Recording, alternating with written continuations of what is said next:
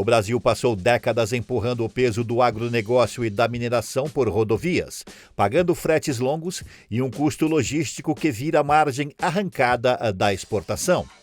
A ideia de uma ferrovia transversal volta ao mapa com um desenho raro, FICO e FIOL funcionando como um corredor único, costurando o Centro-Oeste ao Atlântico e criando uma rota de carga pesada em bitola de 1,60 metros, trilho moderno e carga por eixo de 32 toneladas.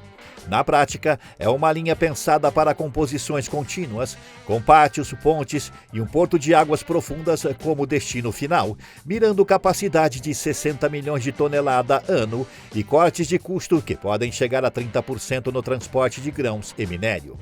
Neste vídeo, você verá como esse eixo nasce, porque ele muda a lógica do país e o que ainda falta para a travessia ficar completa. O eixo FICO-FIOL começa a fazer sentido quando o traçado é visto como travessia, não como obra solta. No oeste, a linha se ancora em Mara Rosa, Goiás, na conexão com Norte e Sul e avança rumo ao leste do Mato Grosso, cruzando faixa produtiva que despeja carga em terminais. Esse primeiro empurrão é a FICO-1, com 383 quilômetros entre Mara Rosa e Água Boa, e o projeto completo desenha a sequência até Lucas do Rio Verde e Vilhena, empurrando o trilho para dentro do núcleo do Centro-Oeste.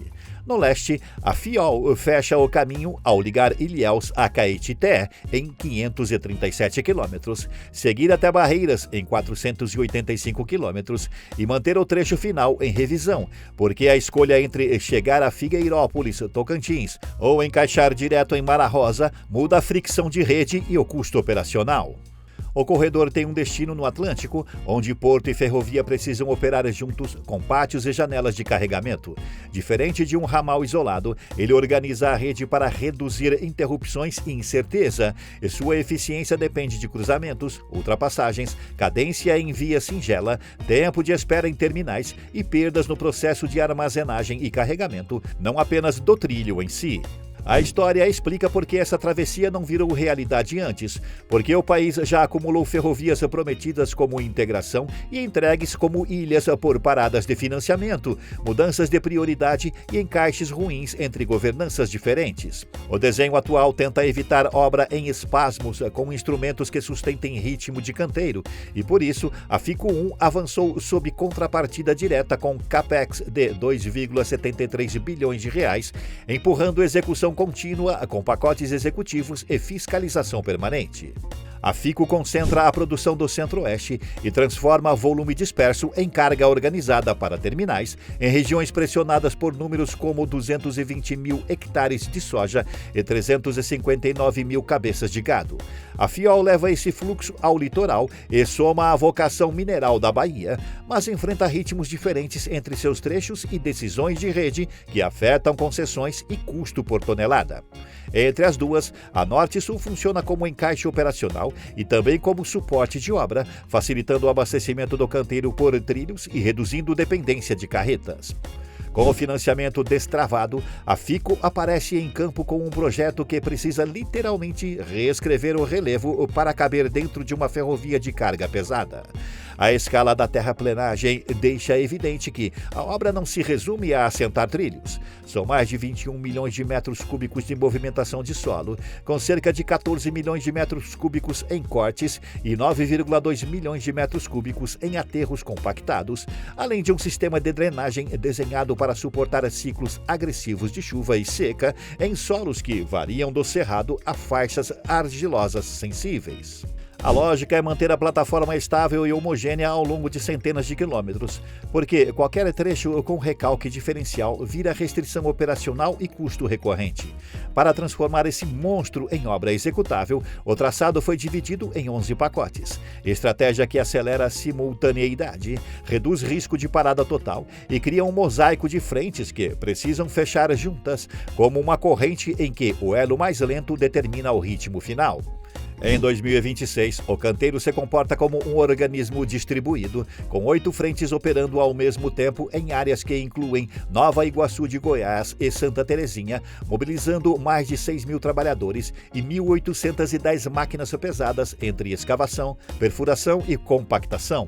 O avanço global, medido em contrato, aparece na faixa de 22,5% a 29,78% nos 383 quilômetros, enquanto setores com superestrutura atingem 40,14%, revelando um padrão típico de obra linear em que infraestrutura e obras especiais puxam a curva do progresso antes da via completa se uniformizar.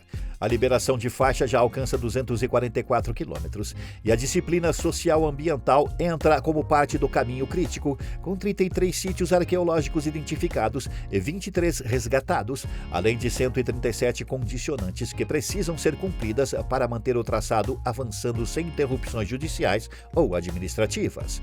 O cronograma, com horizonte de conclusão em abril de 2028, depende justamente dessa sincronização entre pacote físico, liberação diária e fornecimento industrial de insumos.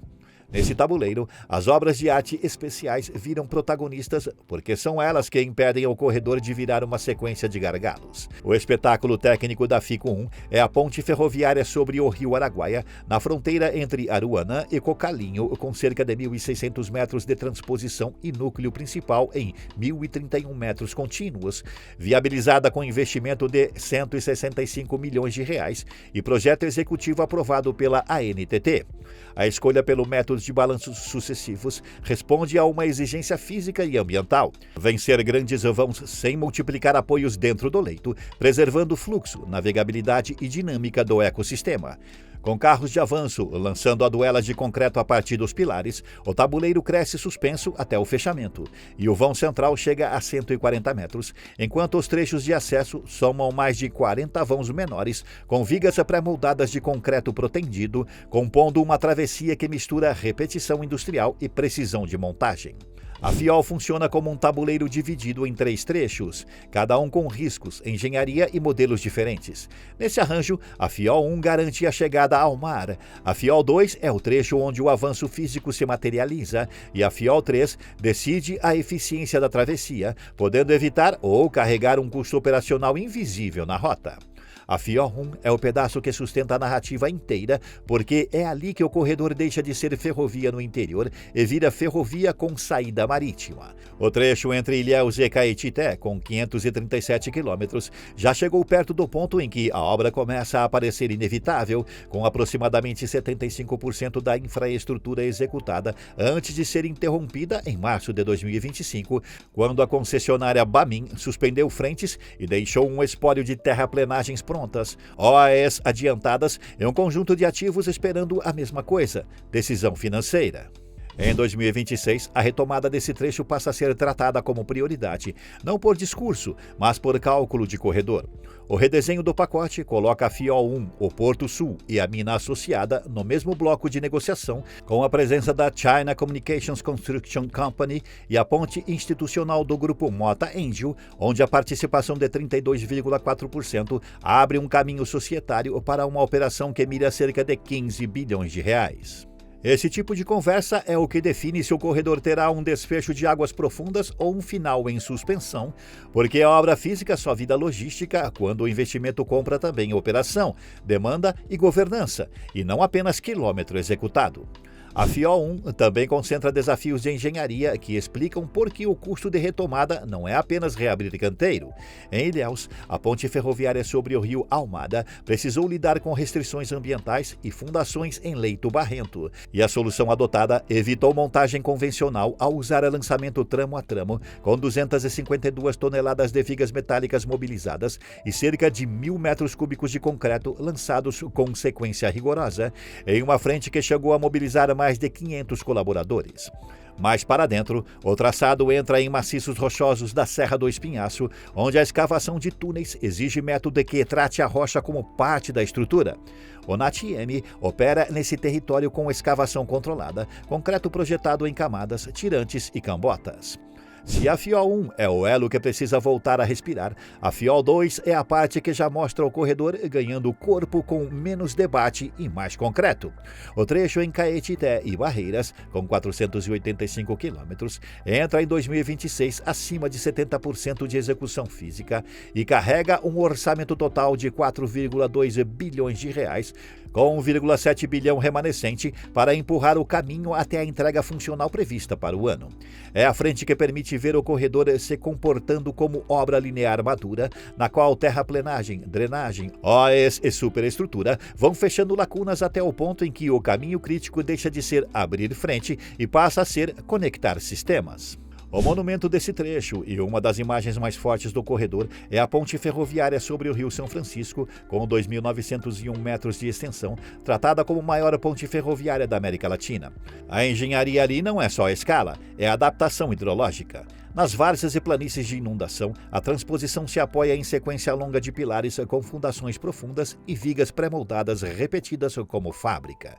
No canal principal, onde a dinâmica da água não aceita interferência, a técnica muda e entra o balanço sucessivo, permitindo vencer grandes vãos sem pilares intermediários e preservando calha e cheias sazonais. Depois do tabuleiro, o que parece detalhe vira condição de operação, sarjetas longitudinais para drenagem, chumbamento e soldagem de guarda-corpos, plataformas de refúgio para manutenção e um conjunto de acabamentos que definem segurança e liberação. Na mesma bacia, outras estruturas reforçam que o corredor é feito de pontos de não retorno.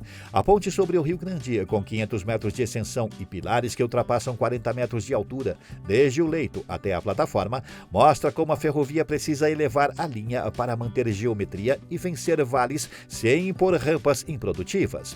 É o tipo de obra que não admite improviso de última hora, porque fundação, forma, lançamento e cura obedecem janelas técnicas e hidrológicas, e qualquer atraso tende a virar custo e risco. Esse é o clima da FIOL 2 em 2026. A estrutura principal já dita o ritmo e o cronograma passa a depender de fechar interfaces com disciplina. A FIOL 3 define a eficiência do corredor, porque o traçado original até Figueirópolis obrigaria a carga a usar longos trechos da Norte-Sul e pagar direito de passagem, criando um pedágio operacional embutido no custo por tonelada e reduzindo competitividade. Por isso, a revisão para ligar direto em Mara Rosa é uma decisão de rede que dá continuidade linear, corta esse custo extra e aumenta a atratividade econômica do corredor para concessões integradas. Mesmo com a infraestrutura pronta, a capacidade em via singela depende de automação. Com ERTMs e ETCs nível 2, a ferrovia troca sinal lateral por controle contínuo, usando balizes para localização e GSMR para comunicação permanente com o centro de controle. A autoridade de movimento chega direto à cabine, os limites de velocidade são ajustados em tempo real e os blocos móveis reduzem o headway sem perder segurança, aumentando precisão, interoperabilidade entre malhas e fluidez quando o trem atravessa sistemas diferentes.